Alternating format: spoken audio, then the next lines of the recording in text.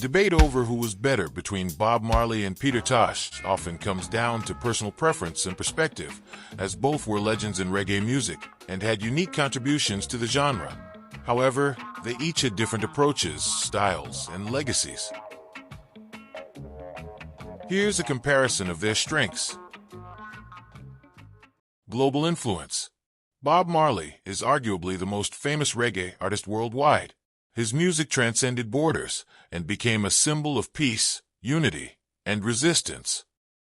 Songs like One Love, Redemption Song, Buffalo Soldier, and No Woman No Cry made Marley an international icon. Message of unity. Marley's music carried messages of love, unity, and social justice, while also promoting the Rastafarian philosophy and spirituality. He was a champion of peace and advocated for the empowerment of oppressed people. Commercial success. Bob Marley achieved massive commercial success and helped bring reggae music into the global mainstream. He has sold over 75 million records worldwide. His albums, especially Legend, his posthumous compilation, remain among the best-selling albums of all time. Cultural impact. Marley's influence extended beyond music. He became a symbol for various social movements and was seen as a voice for freedom. His legacy continues to inspire generations of musicians, activists, and fans alike. Peter Tosh, radical and political. Peter Tosh was known for his bold, militant stance, courageous and outspoken nature.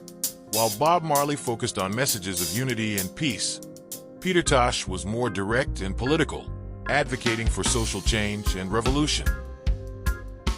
His songs like Equal Rights, Legalize It, Wanted Dread and Alive, Cold Blood, Get Up Stand Up made strong statements about inequality, injustice, and the need for liberation. Rastafarian activism. Tosh was very spiritual and a staunch Rastafarian.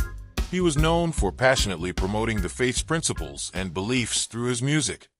His call for legalization of marijuana in songs like Legalize It, which was released in 1975, advocating for the legalization of cannabis, particularly for medical use. Today, more than 40 countries have legalized cannabis for medical use. This proved that Peter Tosh was well ahead of his time. One could argue that his vision is analogous to Nostradamus, who was able to predict the future. And Peter was, to me, he was somewhat of a prophet. He could foresee things in the future. As far as prophecy was concerned, I would put him in comparison with Nostradamus as a man who could have seen tomorrow. Now you say that because of this no nuclear war? Yes, and because several things. He has on his gas mask, and the bums are flying, and this is what's happening today. Yes, and that was a vision that Peter had gotten. This was something that he could have seen. Yeah. He had seen, he predicted this. That this was happening. Nelson Mandela eventually being freed. The apartheid system in South Africa, the Africans, black South Africans being freed eventually. Raw talent and innovation. Peter Tosh was a multi-instrumentalist. His music had a more raw and intense sound compared to Bob Marley.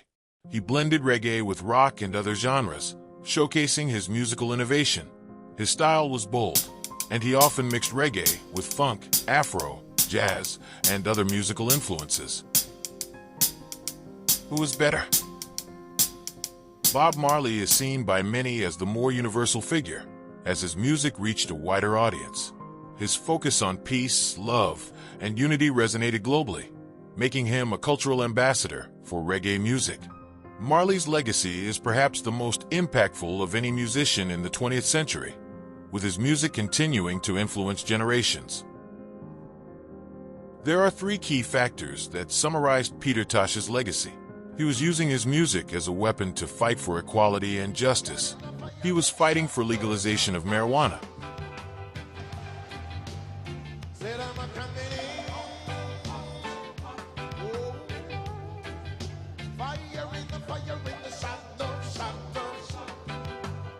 Peter Tosh was a Pan-Africanist. Late Jamaican star Peter Tosh also walked away posthumously with the Order of the Companions of Or Tambo. I was told that, a lot of his band members thought that apartheid was a made-up word, and so he was really ahead of his time and really using his music to educate people all over the world about what was going on specifically here in South Africa, and took a stance, to represent the people here. He was the revolutionary and the more politically outspoken member of the Wailers, offering a more uncompromising messages.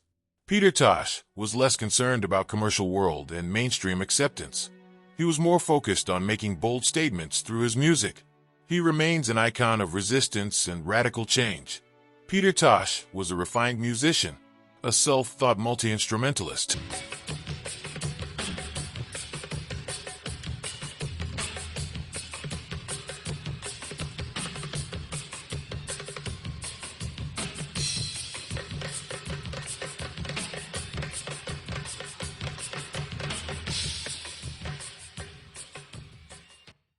He taught Bob Marley to play guitar.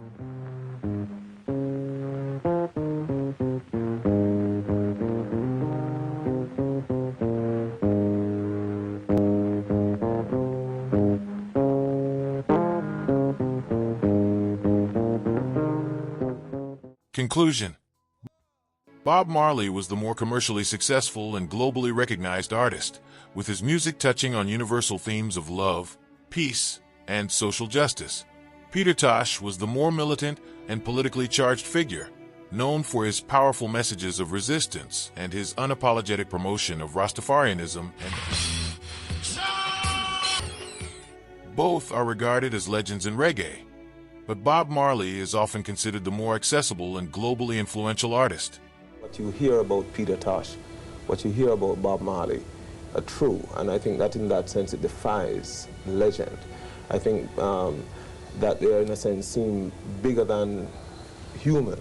I think maybe that is what people may conceive of them as being legendary. But I would like for them to be understood as being masters of their art, the art of music, and people who were creators. Very, very few people in the history of time have the kind of labels that Peter Tosh or Bob Marley or Peter Tosh would have in that respect.